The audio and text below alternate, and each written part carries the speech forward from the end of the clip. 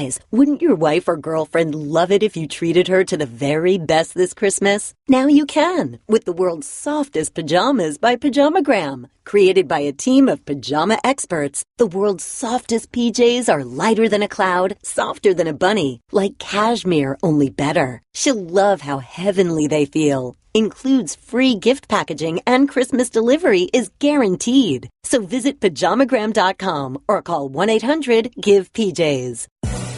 Welcome to the Right Time Podcast. The Right Time with Bomani Jones. Ladies and gentlemen, welcome to The Right Time.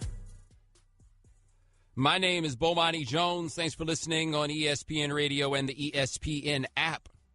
We are presented by Progressive Insurance. You can send us a tweet at the 1-800-Flowers.com Twitter feed that is at Bomani_Jones. So before the week started, the NFL week, I guess that was week 13, I had talked to Shannon about this, and I was like, yo, we got something going on that is surprising in the NFL these days, which is there was a good game at every time slot on the schedule, right? Or at least, at the very least, a game that was worth considering. Well, okay, maybe after you got past Thursday. Anyway, we wound up with, we had the Vikings and the Falcons in the early game. We had the Panthers and the Saints in the middle game.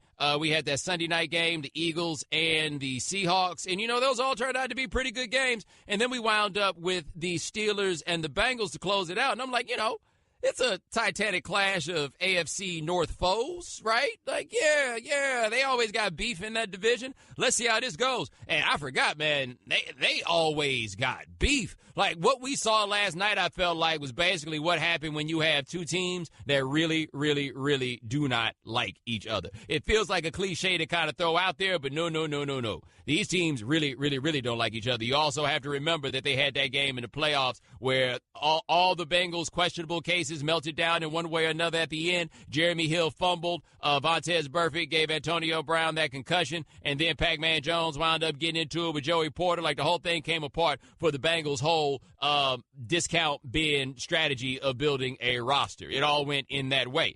Anyway, last night, the Steelers wound up coming out the game with that dub.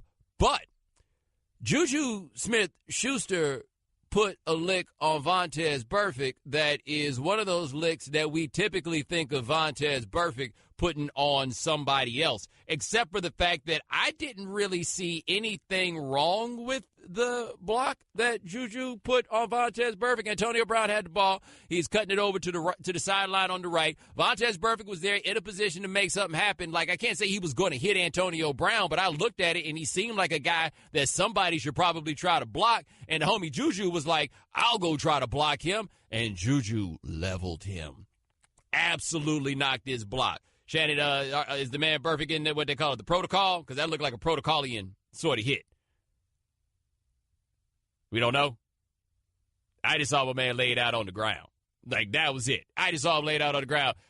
And JuJu Smith-Schuster got suspended a game for that. George Aloka, a safety for the Bengals, he also got suspended a game for a hit that he put on Antonio Brown that looked more in line with the suspension I thought than the hit that JuJu took. But I did think the one Aloka, he reared back and caught him. And what the NFL has on some of these is something that I find to be interesting. Like, I can see the argument that you make that Schuster did not have to hit Burfict as hard as he hit him, except for I thought this was a game that was largely based around hitting people as hard as you could. The Aloka hit, oh, no. Like, that is one straight out of the manual of things they don't want you to do anymore. Like, that one is right there, and he caught him right in the dome. And I was like, okay, I can see. I'm not terribly surprised that somebody wound up getting suspended for that one. But at the same time, if you're Aloka and you're in that position and you can't do anything to stop the dude from catching the ball, I feel like the only option you have is to make the dude drop the ball. And so what we do have in part with these player safety initiatives, and I understand the need for them, but what we do have in part is you're telling defensive players, you're just going to have to give up 7 points if you don't want to get suspended. And I'm not sure how many of those guys are really going to be willing to make that trade. There are some hits that some guys are going to manage to walk back, right? There are going to be some hits that some dudes have a chance to deliver, and then they're going to stop. That's going to happen. But I don't feel like that's one that they're ever going to be able to prevent. Ain't nobody going to lose their job. Ask Vontaze Burfict. Ain't nobody about to lose their job getting suspended for hitting people too hard. You will lose your job for giving up touchdowns. And I do feel like a whole lot of what NFL players do when they're out there on the field is about not losing their jobs. Now, JuJu Smith-Schuster, who has become a bit of a darling for all of us because he had the whole thing with his bike and he does the funny dances. Hit him with the Hadouken, but he don't know it was a Hadouken because he's too young and he thinks it's Dragon Ball Z, but that was Hadouken, right? Shannon, tell him, wasn't that a Hadouken? Absolutely. I thought it was Ken and Ryu. Forget That's the right. Dragon Ball Z stuff. No, you didn't think it was Ken and Ryu. It was Ken and Ryu. He thought that it was Dragon Ball Z. But like any good old head, we're going to tell these youngsters what it is that they're really doing. Anyway, here is JuJu Smith-Schuster. He's going to apologize for the hit on Burfict. And the guy in the background, that's Antonio Brown. I didn't know it was Burfict at first.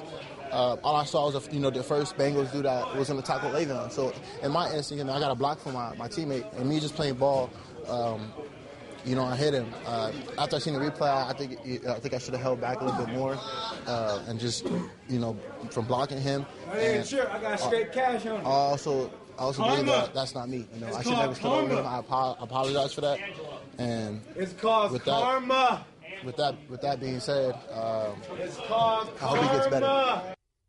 First of all, let's take a moment to appreciate JuJu Smith-Schuster, more mature than Antonio Brown. Number two, I think that is also a lesson for anybody out there. If you are doing an interview and Antonio Brown is around, Antonio Brown is doing an interview also. Like, I'm glad JuJu Smith-Schuster wasn't out there trying to get no shine, because Antonio Brown's like, shine, don't nobody shine but me. Even if I'm talking about karma, don't nobody shine but me. Number three, it is very interesting to hear a player say, yeah, maybe I just shouldn't have hit him so hard. Like, is that what we do now? I mean, I understand the rationale behind it if that's just what we do now, but is that what we do now? Are we asking guys to be like, I could have hit him real hard, but instead I chilled? Is that where we are going with this? I am not really sure. Now, the other part of this that becomes interesting is that it's Vontaze Burfict, and no one has any sympathy for Vontaze Burfict at all. Like this, and I don't blame anybody for not having sympathy for Vontaze Burfict. Like, the Bengals made a decision with Vontaze Burfict. This dude only really knows one way to play, and the only way he knows how to play is recklessly. That's all he's got. All he knows how to do is to play recklessly, and they've made the decision that they'll make the trade for some reckless play, because if you see what happens to the defense when he's not there, these are the trades that they wind up making. But there is not a single offensive player in the league, except for maybe some who play for the Bengals, who was sad to see Vontaze Burfict laid out on the ground as they saw him. No. Like Antonio Brown doing that karma thing, one could argue that that's in a bit of poor taste, but I don't think there will be very many of Vontaze Burfict's peers who feel the same way. Anyway, Smith-Schuster has been suspended for a game for that hit that he put on Antonio Brown. If I had to guess, that's going to be a suspension that winds up being overturned. Because I am there with people who are uncomfortable with the idea that hit from JuJu Smith-Schuster gets the same suspension as Rob Gronkowski hitting somebody who was laid out on the ground and then giving that person a concussion when that play was over and Smith-Schuster really was making what most of us would term as a football play. The block didn't look illegal. Now, the standing over him part, that probably wasn't the best move for him to make, though I think he was just trying to show out for his homeboys because he was new there, and then he wound up, taking out the dude that everybody who already played for them had to despise. He already did that. But that didn't look like a suspension. And it definitely did not look as bad as what Gronk did. Like, if that is a one-game suspension, if they uphold that for JuJu, I feel like they're going to go back on Gronk and be like, good news, bad news, homie. They're going to hit him like they did Pistorius down there in South Africa. Oh, yeah. We're actually going to give you more time. Oh, here we go, Shannon. Some dork, I don't know what he called himself. Dragon Ball Z was out before Street Fighter in the 80s. Okay, fine, cool. Was it a thing when you was a kid, Shannon? Because it wasn't a thing when I was a kid. I'm sure JuJu Smith wasn't watching Dragon Ball Z in the 80s. No, he was not. I will say this. There's only two people in my mentions that's out here riding for Dragon Ball Z, and both of y'all, Off Guard and Phil, look like a pair of herbs. Although, Shannon, to be fair, I'm not sure this Phil guy looks like a herb. He actually just kind of looks like he might be a Kappa.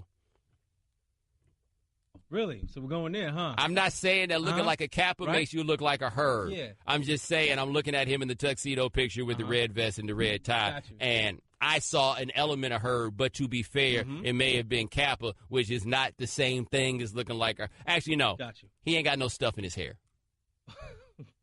There's no stuff in his hair. There doesn't appear to be anything else right there. But the other dude, I smell herb. Karma. 888-729-3776. That's our telephone number. Sorry, off guard. Actually, I'm not sure. I can't definitively say you're a herb. Except you just came out here riding for Dragon Ball Z. Coming up next, Florida State has a new head coach. We'll tell you who it is on ESPN Radio, the ESPN app, Sirius XM Channel 80. The Right Time with Bomani Jones. Ladies and gentlemen, welcome back to The Right Time. My name is Bomani Jones. Thanks for listening on ESPN Radio and the ESPN app. We are presented by Progressive Insurance. Jeff Goodman of ESPN will join us next segment. Jeff Goodman will join us at 4:30 Eastern. Find out what's going on with LiAngelo Ball. 888-729-3776. That is our telephone number. And it's time for Straight Talk. Brought to you by Straight Talk Wireless. Best phones, best networks, no contracts. By the way, I tried to give the off-guard dude some credit that maybe he wasn't a herb. We were talking about Street Fighter and Dragon Ball Z last time, and I figured if you was the one to pop up, Dragon Ball Z came before Street Fighter, you was probably a herb, because I'm of a generation that ain't care nothing about no Dragon Ball Z, but the younger generation does care about the Dragon Ball Z. Anyway, I remember I tried to pull it back, because I was like, maybe the dude isn't a herb. Maybe he's not a herb. And then he says, JuJu just put Burfict in protocol. You think he cares about an old head telling him what his celebration was? What's your point? Herb. Thanks for solidifying that. Like, it ain't every day that I'm not sure of myself, but I was really in a moment right there where I wasn't sure of myself. And then he was like, no, Bomani, you were right the first time. Herb. And the answer was, of course, I was right. That's what I do. Anyway, we just got some news here that Willie Taggart is now going to be the head coach at Florida State. Taggart confirmed this to ESPN. Willie Taggart has done something very interesting, and I'm going to be curious to see how this goes now that he's at a job where you stay. Because what Taggart has done at just about every job he's had is stay long enough to clean up and then roll out to something better, which is not, he's not the only person who does that, but we have not seen him stay somewhere and build it. So he went to Western Kentucky where he played under Jack Harbaugh. Remember, Taggart is absolutely a Harbaugh guy and loudly claims himself to be a Harbaugh guy. Multiple generations of Harbaughs, by the way. He played for Jack Harbaugh at Western Kentucky. I think Jim Harbaugh recruited him to go to Western Kentucky. Like, he is a Harbaugh guy. He sees himself as a Harbaugh guy in a way that David Shaw does not see himself as a Harbaugh guy. Anyway, he goes to Western Kentucky. They have their turnaround year. He got that cracking. Boom. Parlayed that into South Florida job. It was rough sledding early for him in South Florida. Got into that 10-2 season. Boom. Took that to Oregon. Got to Oregon where they were pretty booty last year. Boom. Got him to 7-5, and that's with the backup quarterback. Nah, you don't stick around, baby. Somebody wants to give you a chance to go somewhere better. Boom. You take it to Florida State, and now he's there. We don't know how much money they paid him to go there, but we know Oregon offered him $20 million over 5 years to stay. But if you got Oregon and you got Florida State as your options, man, you go to Florida State. You absolutely do. We've seen Oregon do it. We've seen Oregon do it a little bit. Don't get me wrong. I'm not going to act like we've never seen anybody win at Oregon. The one thing that worries me, though, is Chip was ahead of the game on a lot of the stuff that he did at Oregon, and I feel like the game in a lot of ways then caught up with him. So what's the next thing that can take Oregon to that level? You can get players to come to Oregon because they got a lot of money to spend to use on recruiting and facilities and everything else, but by and large, you're still asking those players to come from a long way away to go live somewhere. I don't know how much they like getting fresh J's, but that's really got to be the thing that you sell it. Shannon, imagine that. You get recruited to go to Oregon, and you're like, but I don't really like J's. But is that even worth going in? There's actually somebody that would say that? Well, I guess there is that. I wish Oregon would recruit me right now. Now that you mentioned it, I go to Oregon for some J's. I'm down. I appreciate that. Oh, Shannon Offguard said he's far from herb, Bo. Don't be mad because you got corrected. No, you're a herb because you really care that much about Dragon Ball Z. That's why you're a herb, right? Not to mention, we had somebody, one of our listeners, say that for what it's worth, Street Fighter was brought to the U.S. before Dragon Ball was. So, yes. And on top of it, let's be real about this with Street Fighter. We don't care about Street Fighter 1. We care about Street Fighter 2. Street Fighter 1 was a game. Street Fighter 2 was a phenomenon. Like everything we talk about in the Street Fighter world, Street Fighter 2. That's who we are. That's where we are. It's Dragon Ball Z. I don't even know anything about no Dragon Ball Z. I just know this cat's a herb. 888-729-3776. It is our telephone number. Hit the phone. Talk to Tyler in Ohio. Tyler, thanks for calling the right time. Thanks for taking my call, Bo. Yes, sir. Got a quick little analogy about Willie Taggart's career arc here. See if you agree with it.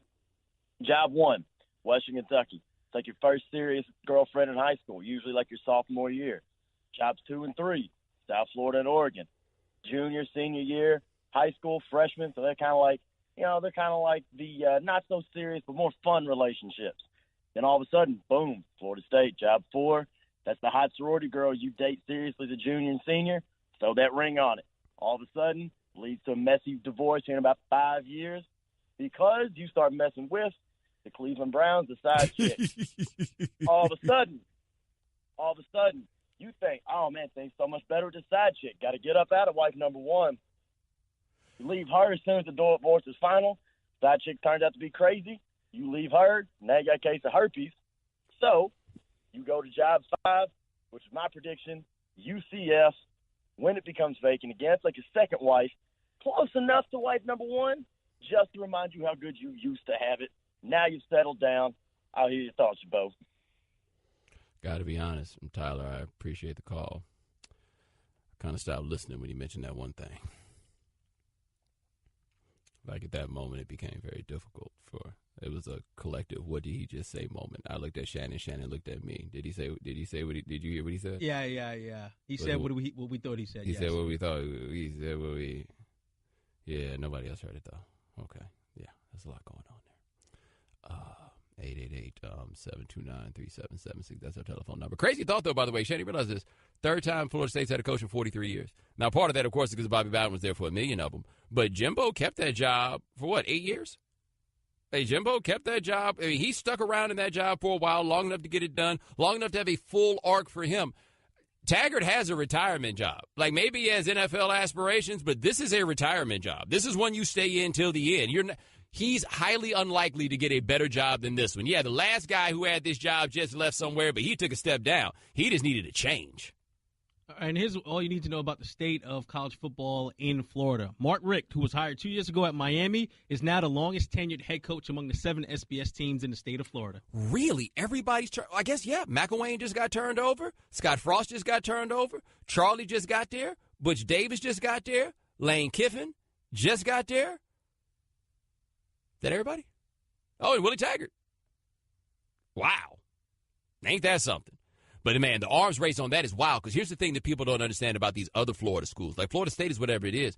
Do you know how many students Central Florida has? Shannon, did you know Central Florida is the 2nd largest school in America by population? Like only behind Arizona State? Really? Oh, yeah. All those schools are giant because Florida had this population boom, but they didn't have colleges, right? So, like, USF is, I forget how many tens of thousands of people. FIU is a zillion people that goes there. Like, these schools are huge. And they're starting to get alumni bases that want to have their own stuff. And what that means is it's about to get real in the field. Straight Talk Wireless, nationwide coverage on America's largest and most dependable 4G LTE networks. All right, 888-729-3776. That is our telephone number. Coming up next, how happy is Steve Alford right now that LiAngelo and Lavar Ball are gone? We'll ask Jeff Goodman of ESPN or ESPN Radio, the ESPN app, Sirius XM Channel 80. Book your next business trip at Upside.com, and you'll get 2 of the best gifts anyone will give you this holiday season. A free pair of Bose SoundLink wireless headphones so you can have some peace and quiet on your business trip, and the gift of a better business travel experience. All that plus Upside is great prices for flights, hotel, and rental cars. Now to get your free pair of Bose SoundLink wireless headphones, use my code Bomani when you book your first business trip at Upside.com. That's code Bomani at Upside.com to claim my free gift to you. Bose SoundLink wireless headphones. Upside.com. You deserve a better business trip. Headphones available while supplies last. Must be a first Upside purchase. $600 minimum purchase required. See site for complete details. The Right Time with Bomani Jones. Ladies and gentlemen, welcome back to The Right Time. My name is Bomani Jones. Thanks for listening on ESPN Radio and the ESPN app. All guests join us on the Shell Pennzoil Performance Line. Just like our next guest, he covers college basketball for us here at ESPN. His name is Jeff Goodman. All right, Jeff, so LaVar Ball has pulled LiAngelo out of UCLA. At what point do we know at what point he decided that he was going to do this? Oh, I think he just did it, like, spur of the moment, like calls me yesterday afternoon. I think he probably woke up yesterday morning saying, like, all right, enough is enough. I'm done. We're pulling him out. I'm not even sure LiAngelo even knew he was pulling him out. Probably just, pulled him out and called LiAngelo, said, all right, you're done. Come home. Come back to Chino Hills, and we're going to figure out what you're going to do next. But the crazy part is, like, okay, I'm not shocked that this happened. If you had told me before the year that LaVar is going to pull LiAngelo out December 4th or whatever it was, I would have said, no, I get it. Just how it happened, that surprised me. The shoplifting, the suspension, I thought it would be due to a lack of playing time and unrealistic expectations. Because Lavar told me before the season, actually told me last April, that he felt like LiAngelo would average 25 points a game. And as I said all along, I think he would have been lucky to average 10 minutes a game this year. All right, Dr. Jeff Goodman of ESPN here on The Right Time. Now, Lavar said that there was, something like a 2 to 3 month suspension and that their meal cards had been cut off. Do we know how much of that is true? Yeah. He told me the same thing yesterday. He said meal card taken away, couldn't practice, couldn't work out. I think a big part of it wasn't the meal card. It was more the fact that he couldn't work out and get better with the team. And Lavar's, listen, the one thing with him is, what does he want? He wants his kids to get better and be able to play all the time. And I think he felt like LiAngelo wasn't able to really play other than, going down to the rec center or going out to the outdoor court. He couldn't really get better. So why not just have him back in Chino Hills for the time being till they find out where he will go to make money playing basketball professionally, which is going to be the next step. Now, you have talked about, you said there briefly that you thought that LiAngelo would have been lucky to get 10 minutes a game here, but what do you think the ceiling is for him as a basketball player? I mean, he averaged 35 a game. So it's funny, Bomani. Everybody who's talking right now about, NBA guys saying that he's this or that or isn't good enough. Just so you know, no NBA player, I believe, has ever seen LiAngelo play in person. None. Zero. Now, again, they're right when they're telling people as sources that he's not an NBA player. I mean, I've seen this kid play 20 times. You talk to anybody else who's seen him play, they'll tell you the same thing. Like, he can shoot it. He's big, he's strong, he can shoot it. He can't guard, he can't put it on the floor. I think his ceiling, I think he could be a good overseas player. I think he could, in time, could be a good overseas player. I think he's coachable. He's got a very similar personality as Lonzo. Not a lot of emotion, but will take coaching well. Yes, sir. No, sir. That's why it surprised me, to be honest. The shoplifting overseas kind of surprised me because, again, he from being around him enough, he's very quiet, unassuming, doesn't want attention. A lot of the same characteristics that Lonzo has as a kid. All right, Dr. Jeff Goodman of ESPN here on The Right Time. Now, is this a win for Steve Alford getting Lavar and LiAngelo out of his hair? Hell yeah, no doubt. Steve Alford, as I've said, probably had the best night of sleep that he's had in months last night. And he gets to wash his hands with and it's twofold, right? All right, so he doesn't have to worry about LiAngelo, who is going to be a role player. But he also likely, LaMelo's done, and he won't ever play at UCLA, according to my sources, highly unlikely. And what that enables them to do now is recruit with a clean slate. Because a lot of kids, you're trying to recruit them, and they know LaMelo's coming. They know LaMelo's going to have the ball in his hands a lot. It's going to be the LaMelo show because he's not like Lonzo. He's the opposite. He wants to jack. He wants to shoot. Lonzo just wanted to make people better. So I think this will help UCLA turn the page on the Ball family, despite the fact that, again, Lonzo did so much for that program. I mean, think of what he put UCLA on the map, and he saved Steve Alford's job to some degree. Now, what about these other kids that got suspended who are a little bit more highly regarded than LiAngelo? How much? Yeah, right. Who? What? How much does it hurt UCLA to not have them? Cody Riley could help him. He's like a 6'8", 6'9", big, strong four-man. So he would play because physically he could play today. Jalen Hill, a lot of people feel like, I haven't seen him a ton, Bomani, but the word that I've gotten is he's probably not quite good enough to play at UCLA, especially right now. Could be a decent player down the road, but Cody Riley could help. So, the question now becomes letting the process play out, and it's not Steve Alford's decision. It's a university decision, what they end up doing with these two kids. And do they get reinstated? Do they get suspended for the year? Do they transfer somewhere else at the break? That's another option. So I think we'll see here. We'll probably hear something in the next probably 2 weeks, I would assume. All right, we're talking to Jeff Goodman of ESPN here on The Right Time. Now, for Lavar, what do you think the end game is for this? Is this just to get his kids in the best position to play ball?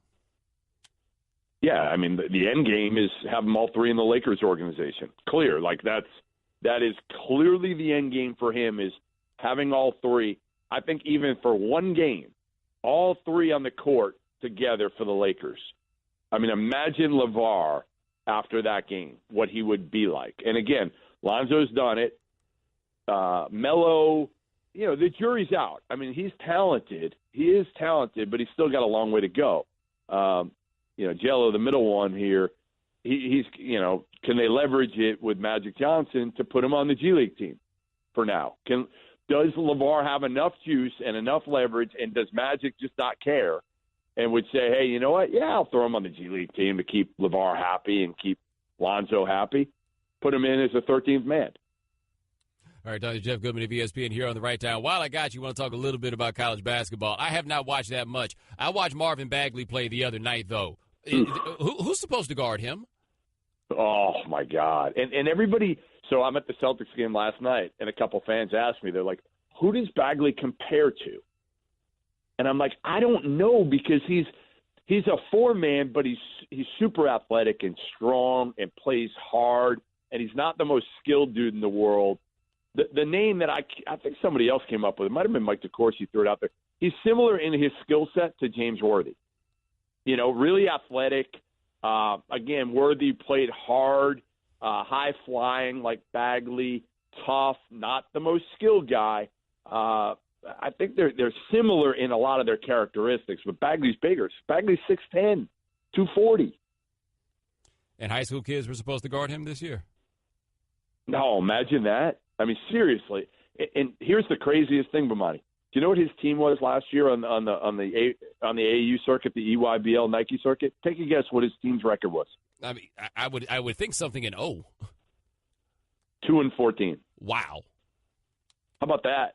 They were horrible. They had to actually the Peach Jam put them in, even though they didn't earn a spot just because he's Marvin Bagley. So they're like, all right, you can go 0-40. We're going to put you in and your team in. That's what they did. They just gave him like here you go, like a pity, you're in just because we want you in. But he lost a lot. And I was talking to his dad about that, who's from Durham, North Carolina, by the way. And he said he thinks that helped Marvin now. That taste of losing he had in his mouth has really kind of gotten him more focused and really helped him so far at Duke. But he's been maybe the best player in the country. Another guy that nobody's talked about, Trae Young, the freshman at Oklahoma. You got to watch him, everybody. Got to watch this kid. Hey, man, he's like 6'1", unlimited range. Like I'm not comparing him to Steph Curry, but he could shoot it from 35, no problem. He's averaging 29 points and about 9 assists. And that's the one we're going to check. Now, that is Jeff Goodman. Check him out, covering basketball on all levels for us here at ESPN. Thanks so much, my man. I appreciate it. Anytime, man. I'll talk to you soon. All right, man. You be good. ESPN Radio is presented by Progressive Insurance. Customers who switch to Progressive save an average of $500. Call or click today and find out if we can save you hundreds on your car insurance. The Right Time with Bomani Jones. Ladies and gentlemen, welcome back to The Right Time. My name is Bomani Jones. Thanks for listening on ESPN Radio and the ESPN app. All guests join us on the Shell Pennzoil Performance Line. Thanks to Jeff Goodman of ESPN for joining us last segment. Dan Graziano of ESPN will join us in the 5 o'clock Eastern hour. Remember, if you miss anything live, check out the Right Time podcast available on the ESPN app. Tune in tonight for a college basketball doubleheader as Villanova battles Gonzaga and Syracuse takes on UConn in the Jimmy V Classic. Coverage begins at 6:30 Eastern on ESPN Radio, ESPNradio.com, and the ESPN app.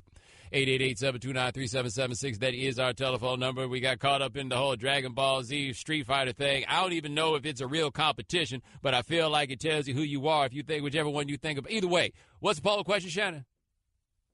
Make it plain and simple. Street Fighter 2 or Dragon Ball Z.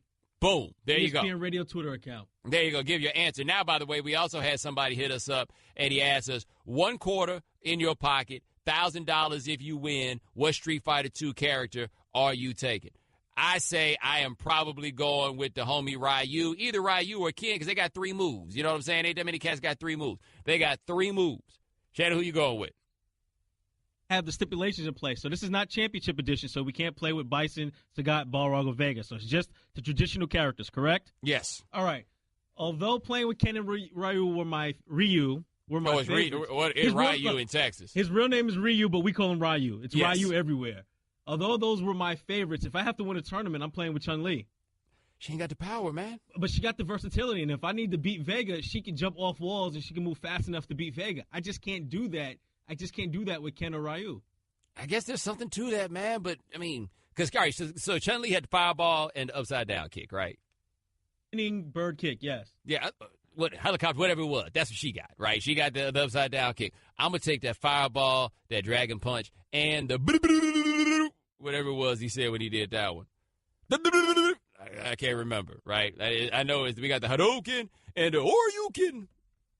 I know their moves were essentially the same, but were you more of a Ryu guy or a Ken guy? I don't know how I decided I was a Ryu guy, but I decided I was Ryu. You just had to pick one.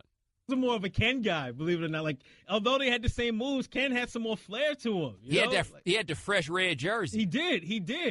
You know, he fighting out there on the piers and the docks. He getting it in. Yeah, that's right. Now I have going Ryu, man. Going Ryu. Should we make that a poll? He had a better name, Ken Masters. Come on now, that sounds like a champion. What was Ryu's name? It was Ryu. Okay. There you go. We just going to keep on calling here Ryu. We're just going to keep on doing it.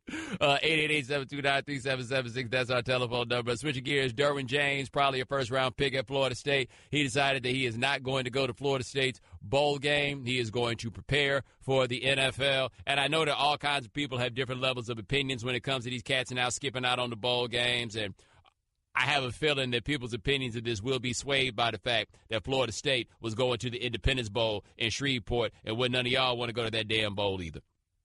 What year was that, Shannon? Was it 2010 or 2011 when Dante Page, Boston, North Carolina, got sent home because he sent those tweets about how miserable he was in Shreveport? And now that means I have to take Derwin James off my list of Florida State players most likely to send angry tweets about being in Shreveport. Like, I think Derwin James is the first name that people have brought up, but I was like, man, Derwin James ain't going to that game.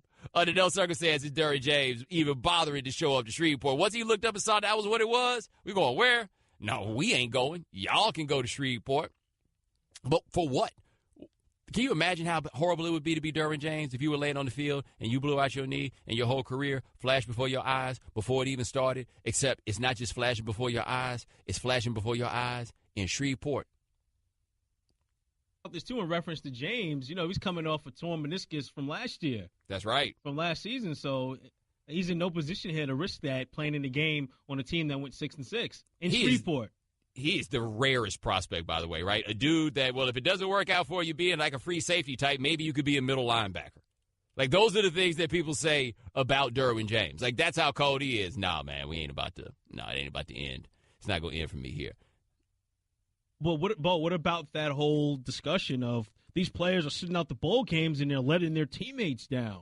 Yeah, let me tell you, their teammates need to find a way to not go to Shreveport neither. In fact, I feel like Derwin James is being an inspiration to his teammates right now. I wouldn't care if I was going to the NFL or not. I'm just not going to Shreveport. Just not happening. No, sir, Bob. I'm good on that. And, oh, buddy, Shannon, the responses are coming in hot and heavy about this Street Fighter 2. As somebody said, don't forget Dalsim, and I ain't never met anybody that used Dalsim. Too slow, man. Too vulnerable. And Chun-Li is Mike Tyson compared to Dalsim and them little rubber band taps that he's out here giving you. There's one dude saying he taking Blanca, and that tells me one thing about him. He's a dude that just sits there over in his little corner, and all he does is hit the button real fast and try to light up. That's his whole groove. He also occasionally uses E-Honda, and all he does is that hand thingy. That's all he got. He's like, yeah, you're just going to come over here in this electricity. That's all you're going to do. Those are the cats. Those are the most annoying dudes in the world, too. They're not even trying. They're not putting any effort. A lot of Team Ryu, by the way. A lot of Team Ryu. Somebody said something about Chun-Li and the lightning kick, except I'm looking at this, Shannon. This looks like one of these newfangled Street Fighters. I don't know this era. She did have a maneuver similar to E-Honda when you just press the button and her. Oh, that's right. I forgot about that. Yeah. And then she had to. Okay, so she had 3 moves.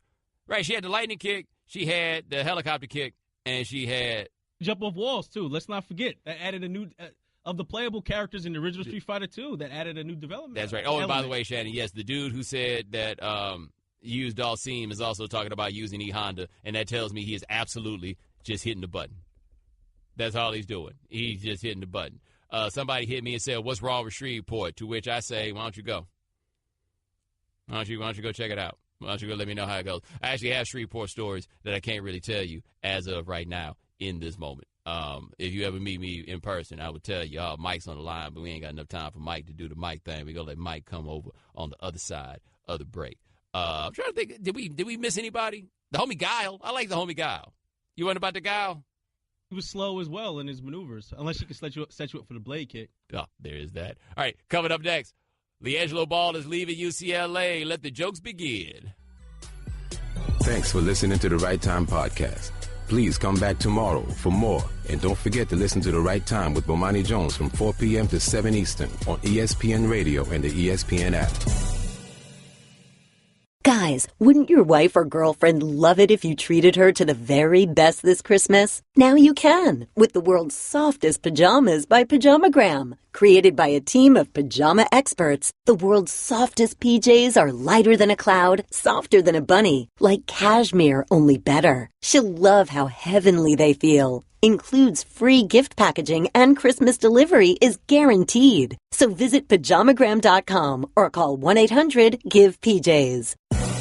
Welcome to the Right Time Podcast. The Right Time with Bomani Jones. Ladies and gentlemen, welcome to The Right Time. My name is Bomani Jones. Thanks for listening on ESPN Radio and the ESPN app.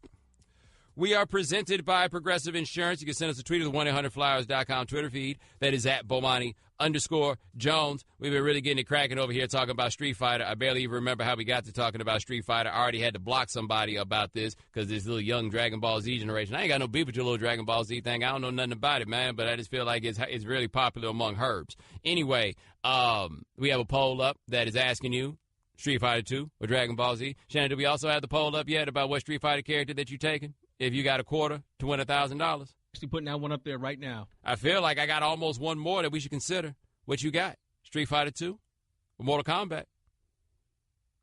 I'm Team Mortal Kombat. I'm absolutely Team Mortal Kombat. Even though I may have been Team Mortal Kombat in large part because it was just so grisly and grimy. You know what I mean? There's the blood all over the place with Mortal Kombat. Either way, check the ESPN Radio Twitter account at ESPN Radio. You can get on those things. In the meantime, LiAngelo Ball is no longer going to UCLA. Lavar has pulled LiAngelo out of UCLA, although I don't feel like Lavar actually has the power to pull the kid out. If the kid decided he was going to go, he had to go, although I don't see myself as being the one telling my daddy no if my daddy is Lavar Ball. Anyway, this has happened, and as a result, we wound up with Lavar and LiAngelo. They went on the Today Show. Lavar went on CNN again with your homie Chromo. Anyway, one thing I thought was interesting about this is here is LiAngelo Ball explaining just how the shoplifting thing went.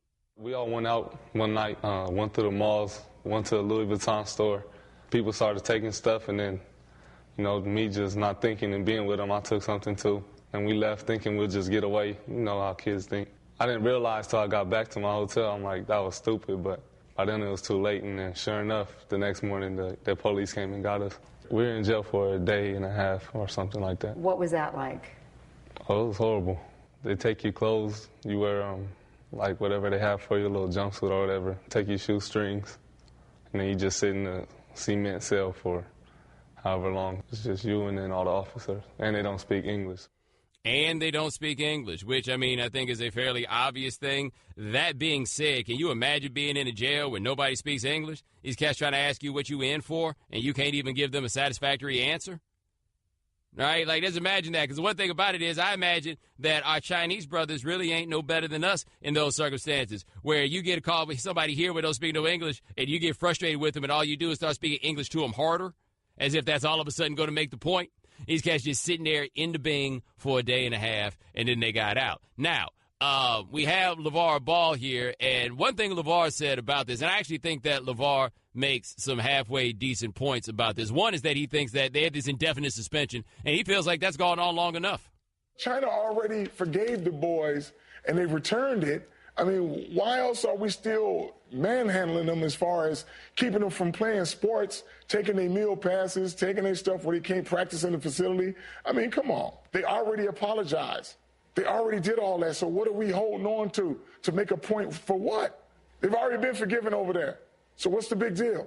So I'm saying is, let's get back over here and start their lives back. I think they had enough. I think he's right. By the way, and that's how Lavar went on CNN. That was Lavar on CNN with Chromo. And the reason I think Lavar is right on this one is when he said the thing about cutting off their meal cards, what exactly, what is UCLA trying to accomplish on that one. Like, I don't know the backgrounds of those other kids. Like, I imagine that LiAngelo was able to get his grub on just fine under those circumstances. But if you were dealing with a kid who came up and didn't have no cash, because I think a lot of us forget not everybody can call their parents and ask for money while they're in college, how you going to take, like, what's the point of taking away the meal pass? That, I feel like, is a level of punishment that is going way too far and is unnecessary and doesn't do anything to drive home the point. Like, if your thing is that you want to make sure that they've learned their lesson, I honestly believe a day and a half in a Chinese jail is the lesson learner. I don't think there's that much more that you need than the day and a half in the Chinese jail in order to learn your lesson. But can any single one of you explain to me what is accomplished by making it to where these cats don't have their meal cards on? Like, if their meal cards are still off as of right now, I have a feeling a whole lot of your parents will pull you out of school, too, under those same circumstances, especially if you went there to play basketball and you're not going to be able to play basketball from there. Now, this is a part where I think Lavar was tripping. Lavar's looking at the coaches like, what about y'all? It's been long enough punishment. Says who? I mean, we got to hold it. Look at these. These coaches is making a grip of money. We got to be mindful now that they could be under this, too, on the fact that they got to hold a little accountability. Now, the accountability part there, Lavar also said in that interview that he felt like that the boys should have been chaperoned, and I think that's ridiculous. They should have been allowed to roam through China as they saw fit. They are adults, at least in a technical sense. And no, I do not think it was UCLA's responsibility to have somebody walking around with those dudes through the mall to make sure they didn't steal nothing. No, I think that that's silly. I think that he's off on that one. Simple as that. That part, I think he's off. But again, I agree. The punishment that UCLA is still laying down, the way Lavar tells it, the suspension is like 2 to 3 months that they're talking about having. So Lavar looks at it and is like, look, that's the whole season. What's the point of doing this if that's going to be the whole season, right? Like, why are we here? What is the point of doing that? So I get him all day long on that. I'm more surprised that the entirety of the discussion that has been generated around this is about Lavar pulling LiAngelo out of school rather than why are you taking meals away? Like, really, why are you taking meals away? That's the one that would be my question. In fact, Lavar feels like UCLA going harder than China was. Okay, over there in China, they dropped the charges. Lucky for you. Okay, I think the boys have learned their lesson. Yes, they learned their lesson. I'm always lucky, so that's okay. But they learned their lesson, and now it's a harsher treatment over here. So my problem with Chromo, if you watch that interview with Chromo is going to a place that always bothers me in these sorts of things, where Chromo wants Lavar and LiAngelo to explain how grateful they are. At every turn, how grateful they are. And once people sit over here and brag about the American way and the American way of life, and then try to act like it would have been okay to be subjected to a ridiculous punishment at the hands of the Chinese government. And, right? Like, all of this is hey, man, be sure to say thank you. Be sure to say thank you. And I don't blame Lavar for being like, nah, it ain't going to be that. 888-729-3776. That is our telephone number. Let's hit the phones. Talk to our man, Trevor Price. Trevor, what's going on, man? What's going on, man? I'm on where my son's wrestling, and I'm listening to you. And let me tell you, I don't know a lot about basketball because I was never a good basketball player. As tall as I was in high school, I never played basketball. But I do know an athlete when I see one, and I do know a bad basketball player when I see one. That kid's not a basketball player. Let's just be honest. The middle one is that the odd middle kid is not a basketball player. But what he is 6'5", 230 pounds of athletic. He's an NFL tight end. I think Lavar is wasting his time with that. If you want to change the game, Mr. Ball, you make some big baller brand cleats after your kid goes to, a small Division I school and learns how to play football. Put him at Towson University. Put him at Oklahoma State. Any school will let him walk on.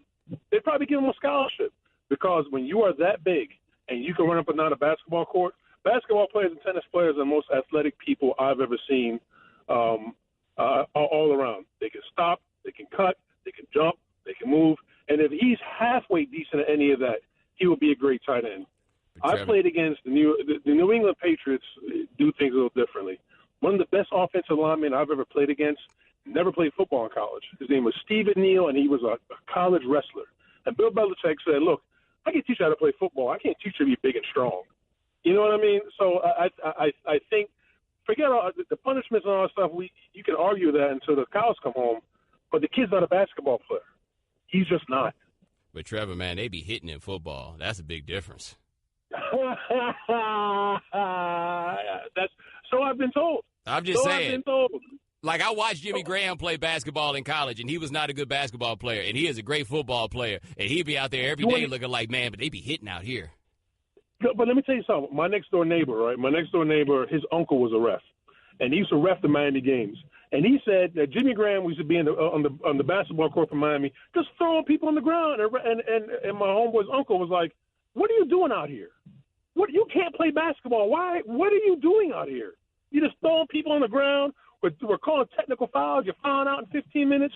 You need to go play football." And it worked out. I think the kid might not be tough, but you know what? Go put him at University of Oklahoma. He'll get tough real fast. Hey, but man.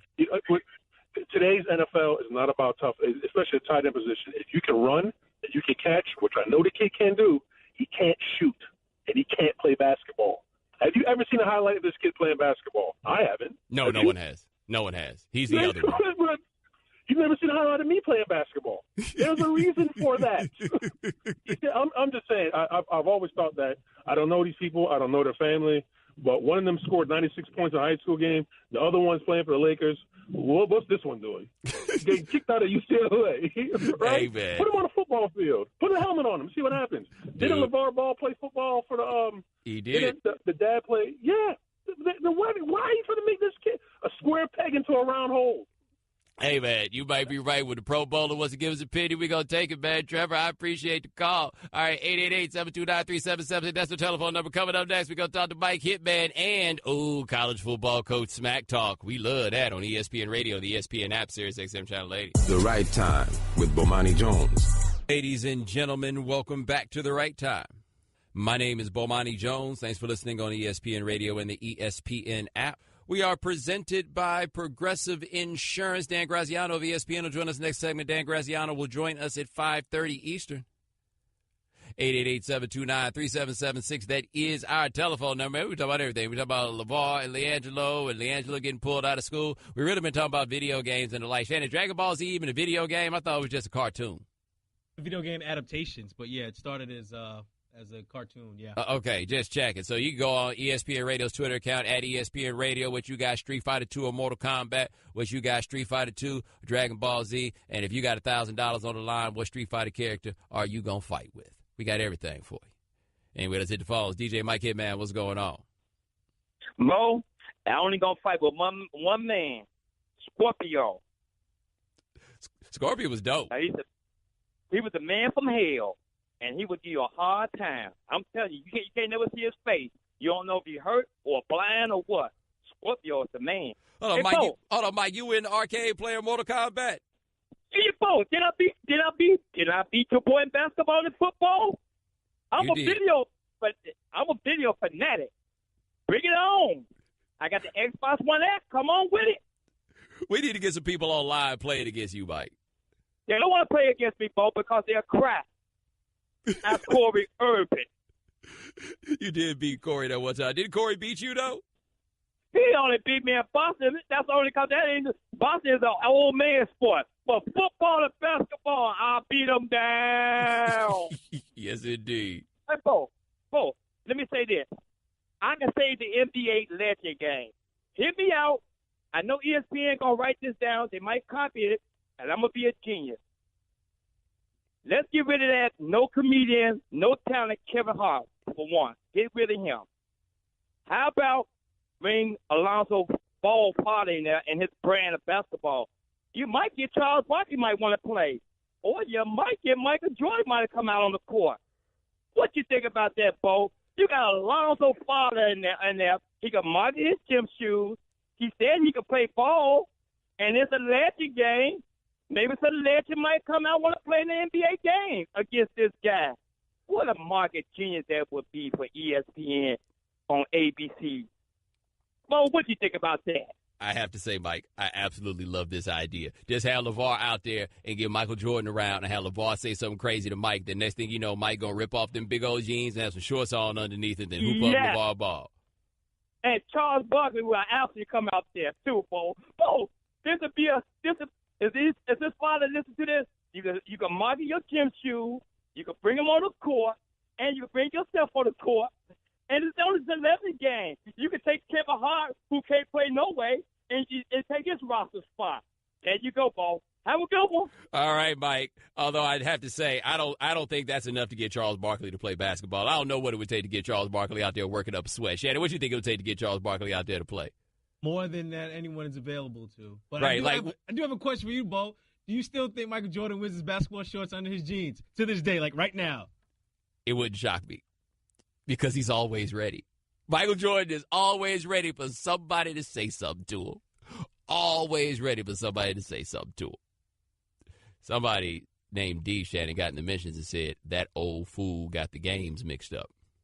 How much would you pay to see that dude call Mike hit bad an old fool to his face? Hey, good luck with that. Yeah. I'm about to say, Mike don't roll alone. Them cats around Mike. Well, Darnell's got a smile on his face. Good game does not. Hey, subscribe right now to 30 for 30 Podcast and the Listen tab of the ESPN app or Apple Podcasts. Brought to you by ZipRecruiter, the smartest way to hire. Try it for free by going to ZipRecruiter.com/30. All right, 888-729-3776. That is our telephone number. We talked about this a little bit yesterday, but this is great. We don't have enough coach beef. Like, Spurrier was the greatest ever at, well, Shannon, was Spurrier, it was coach beef, it was school beef, it was just whatever kind of beef he could generate. They asked him once when he coached at Florida against Georgia if they had a chance to win it. He's like, does Ray Goff still coach over there? And that was his question. That was it. Was that you can't spell citrus? Can't spell citrus without UT. When the library burned down at Auburn, he said it was a shame because half the books hadn't even been colored. J.A. tells a great story once at one of the, I think it was the Fiesta Bowl in 95 when they got smoked by Nebraska, and they'd asked him about the Tampa Bay job was coming open then. They asked if he was going to take that, and he's like, nope. I don't know why, but my name tends to come up in these rumors. I don't know why some coaches' names come up and others don't. And then he goes out of nowhere and says, why does Phil Fulmer's name never come up in these rumors? Like, he's the best at that. But we don't get it too much no more. Not till Lane Kiffin gets a real job. Like, when Lane Kiffin gets one of those jobs, we going to get it back. Anyway, Mark D'Antoni said something about how his team focuses on beating Michigan. Jim Harbaugh got on the Twitter and said, Coach D comments on continuing to focus on how he can beat Michigan. Congrats on turning around a 3-9 team plagued with off-the-field issues. Good for the Big Ten to have him back. Ooh, Shannon, I found that to be a bit harsh. Well, we won in our rivalries, right? Well, I guess Michigan State considers Michigan a rival. Yeah, hold on, Shannon. Mike wants to come back. Mike, what you got, man? Oh, he hung up? Damn. That makes me wonder what happened in Mike's life. He normally doesn't hang up. He normally stays on the phone, and we get to hear whatever madness is going on in his world. But I do love that Jim Harbaugh is always ready to start this. The problem Jim Harbaugh's got is they don't do a good enough job of beating rivals. I think he's done a very good job at Michigan. He does not do a good enough job of beating rivals. Oh, here we go. Mike called, and he wants us to give that guy his telephone number.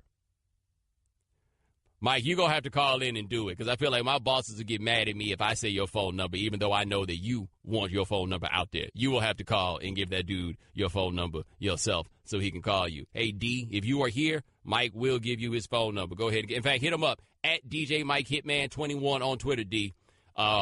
Mike say he want to holler at you. He means it, by the way. Every single word, he means it. That's what we need, Shannon. We need Mike Hitman on somebody's staff. You telling me Mike couldn't recruit? Recruit who? He could recruit. Problem is, Mike's recruiting technique would involve a whole lot of hollering at your mama right there in front of you. But it'll be very, very charming. He will be very, very charming. All right, 888-729-3776. That's our telephone number. Coming up next, just how dysfunctional have the Giants become? We'll talk to Dan Graziano of ESPN on ESPN Radio, the ESPN app, Sirius XM Channel 80. Hey, if you book travel for work, listen up. Book your next business trip at Upside.com, and I'll give you two of the best gifts anyone will give you this holiday season. A free pair of SoundLink wireless headphones so you can have some peace and quiet on your business trip and the gift of a better business travel experience. Only Upside monitors your business trip around the clock, proactively keeping you posted on everything from the weather in the city you're going to changing your flight home so you can adjust your meeting schedule. Have you ever experienced that level of service before on a business trip? Nope. All that plus Upside is great prices on flights, hotel, and rental cars. Now to get your free pair of Bose SoundLink wireless headphones, use my code Bomani when you book your first trip at Upside.com. That's code Bomani at Upside.com to claim my free gift to you, Bose SoundLink wireless headphones. Upside.com. You deserve a better business trip. Headphones available while supplies last. Must be first Upside purchase. $600 minimum purchase required. See site for complete details. The Right Time with Bomani Jones. Ladies and gentlemen, welcome back to The Right Time. My name is Bomani Jones. Thanks for listening on ESPN Radio and the ESPN app. All guests join us on the Shell Pennzoil Performance Line. Just like our next guest, he covers the NFL for us here at ESPN. His name is Dan Graziano. Now, Dan, this is the first time we've talked to you since Ben McAdoo got fired. Is the Giants situation, or was it as dysfunctional as it appeared to be from the outside? Yeah, I mean, when you fire the GM and the coach with a quarter of the season left, something's gone terribly wrong. That's not breaking any news there, I don't think. But I think what we see here is, you heard John Mara reference, they have 3 home games left. I just think he didn't want to be sitting there with banners flying overhead and people putting up billboards saying fire this guy, fire that guy. And there was a report that some former Giants would show up in Eli Manning jerseys. And I just felt like there's so much negativity around the team. If they had already decided, as they say they had, to move on from these guys at the end of the year, then the idea of playing 3 more home games with them running the show just kind of became unpalatable. So that, plus I think they wanted to get a start on the GM interviews. That there's some guys out there that are not attached to teams that they could interview right now, and I imagine you'll start to see them do that. Well, now that they have broken Eli Manning's starting streak, was there any point in putting him back into the lineup? Well, again, if what you're after is soothing the anger of the fan base, then yes, right? I mean, if you're out there, we're gonna still charge full price for our tickets and our parking and our concession items, so we owe you the players you like and our best effort to beat the Dallas Cowboys. So that's probably it. I think what's interesting is, they mismanaged this, and not just the guys who got fired. Mara took responsibility for it too. He could have vetoed the whole Manning plan, and Manning would have started last week. But if they don't think that Davis Webb, their 3rd-round rookie, is ready to play quarterback for them, then I don't see what the point is of just putting Geno Smith in there. So it seems to me, I still think we'll probably see Davis Webb play for the Giants before the end of this year, but I just don't feel like they think he's had enough practice to put him in there yet. So I think that plus trying to do right by the angry fans is probably the answer to your question. Now, given that they don't have any other answer on the roster at quarterback and we don't know what the draft is going to look like, do you think there's any chance that Eli Manning is a Giant in 2018? Yeah, I mean, there's a chance. Just too many unanswered questions, though, to know for sure, right? Who's going to be the GM? Who's going to be the coach? Do they draft a quarterback with what looks like it'll be a very high pick in the draft? Is the relationship between Eli and ownership damaged as a result of what went down last week? I think Eli's a pragmatic guy, and I think he wants to play football and he wants to play for the Giants, and I don't think he would rule anything out at this point. If I were betting, I would say he probably plays elsewhere next year. But, the question, is there any chance? Of course, I think there is a chance. And, again, we don't know who's going to be running the show and how they'll all be feeling about each other when the time comes to make those decisions in the spring. All right, done to Dan Graziano of ESPN here on The Right Time. Now, how much do you think Eli Manning has left? See, I think that's a good question because what happened is the people in the building kind of decided that he wasn't playing that well, right, the last couple of years. So the benching of Manning wasn't just only about seeing the other guys on the roster. It was sort of, the offense isn't really working with him at quarterback. Now, we all know they have other issues. Odell Beckham's hurt. A lot of other guys have been out. But, they felt like Eli wasn't really delivering at the level that they expect him to, given his salary, given his history, given his pedigree. So it's been a while since we've seen him at his best. I still think based on how old, he's 35, 36, like the quarterbacks can play another 4 or 5 years after that at a high level. We're seeing it with some of the guys around the league. So I would say he probably does have something left, just given what we know about his age, his health, and his work ethic. But it's been a while since we've seen it. And then the longer it goes without seeing one of those high-level performances, the more you start to wonder if maybe we have seen the best of him. All right, we're talking to Dan Graziano of ESPN here on The Right Time. Now, switching gears just a little bit, we saw 3 suspensions come down this week: Gronkowski, JuJu Smith-Schuster, and also George Iloka. Were you surprised to see, though, that Smith-Schuster got suspended for his hit on Vontaze Burfict? No, because it factored in the taunting, and I think there was such a bad vibe around that game that I think from talking to people at the league, like I think they would like. It sounds crazy to say this. I think they'd like to see more ejections. You know, I think there's a sense that if the officials, you know, could get control and maybe throw a guy out for an offense like that, then maybe things would settle down in the course of a game, and you wouldn't need to do suspensions the next day. But you know, that hit. And the taunting, which was the accepted penalty, that the taunting penalty is the one that counts toward if you do it twice, you're automatically ejected. So it's the kind of action, that taunting, the kind of action that can lead to an ejection, that plus the violence of the hit. And I also think, you know, fair play, if they're going to suspend Iloka for the hit in the end zone on Antonio Brown, then I think people would have wondered why Smith-Schuster wasn't suspended for what he did. So, yeah, we're going to keep seeing this. I mean, that clip you just played from Schefter in the break, coming out of the break, you know, the on-field stuff this time of year gets pretty intense, and emotions run high.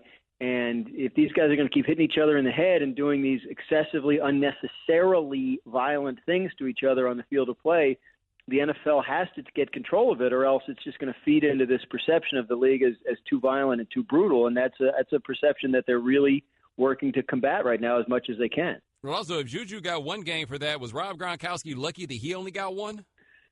I guess. You know, the outrage over Gronkowski not getting more, I don't really get it. I mean, one-game suspension is a significant suspension in a 16-game NFL season.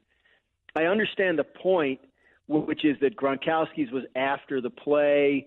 But, I mean, that doesn't make the human head or human brain any more or less vulnerable, whether the play's been blown dead or not. I think what Gronkowski did was lousy, and he deserves to be suspended for it. And, you know, if we're going to split hairs, you know, maybe you could convince me that what he did was somehow worse or more egregious because it wasn't part of the game. But I just don't know that that's at the end of the day, I just don't feel like a one-game suspension is a slap on the wrist.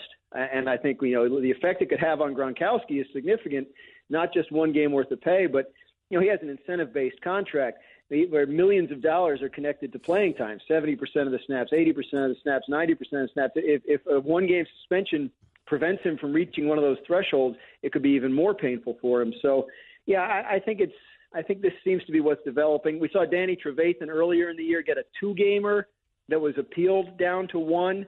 So I think we're settling on this sort of one-game suspension for these kind of in-game hits. If it doesn't work, if they continue to happen, then I imagine you will see it escalate. All right, talking to Dan Graziano of ESPN here on The Right Time. Last question before we let you go. Have we reached a point yet for the Cowboys where they need to be worried about Dak Prescott? No, I mean, they got 2 more games without Ezekiel Elliott, right? So they know he's coming back. They know he's healthy. They know he'll be good when he comes back. And I think the offense will look very good again once he's back there. Now, you can argue that it's you know, they could be blamed for tying the offense to the idea of, we have to have the best running back in the league.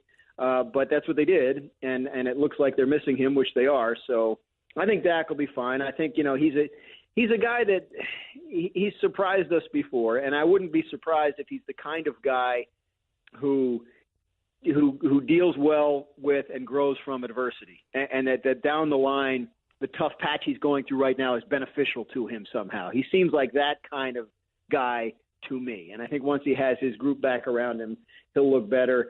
And you know, we got to remember, this is a second-year guy. People go through ups and downs. You know, people expected Marcus Mariota and Jameis Winston to have big years this year, and they've had struggles, right? So the growth and progression isn't always uninterrupted, and I think what Dak's going through now is just sort of part of that, being a young player. All right, that's Dan Graziano. Check him out covering the NFL for us here at ESPN. Thanks so much, my man. I appreciate it. You got it. During the hectic holidays, skip them all and visit 1-800-Flowers.com. Right now, 1-800-Flowers is offering a special 24 for 24 offer, 24 holiday lights roses for just $24. To order now, go to 1-800-Flowers.com/ESPN. The Right Time with Bomani Jones. Ladies and gentlemen, welcome back to The Right Time.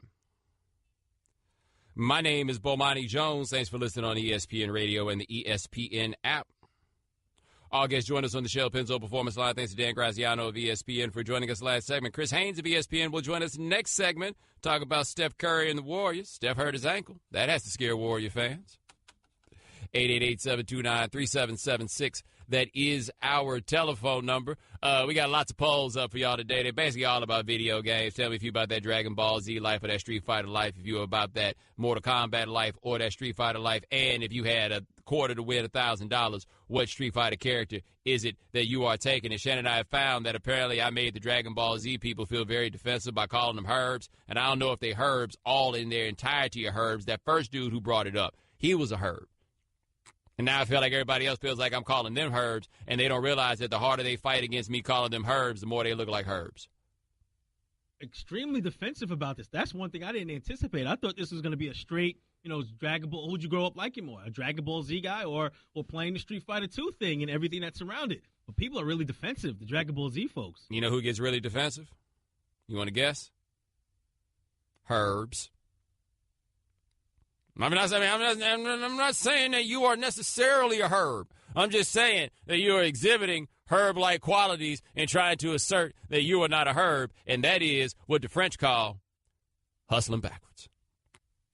888-729-3776. That is our telephone number. Oh, snap, we got the Heisman this weekend? Is that this weekend we got the Heisman? We got 3 Heisman finalists. We have Baker Mayfield, Bryce Love, and Lamar Jackson. Saquon Barkley did not get the invite. I do feel like J.T. Barrett should have got a Lifetime Achievement Award for coming back. I mean, how many times has he been there? I guess he's been there 6 times already. It doesn't really matter when you've been there as many times as J.T. Barrett has been. J.T. Barrett got there as a freshman, right? Wasn't he a Heisman finalist as a freshman? What was that, like 2011? It might be 03, 04, something like that. I got to go check way back. Oh, that's right. He was out there with Beanie and them. Forgot about that. He was out there with Beanie and them.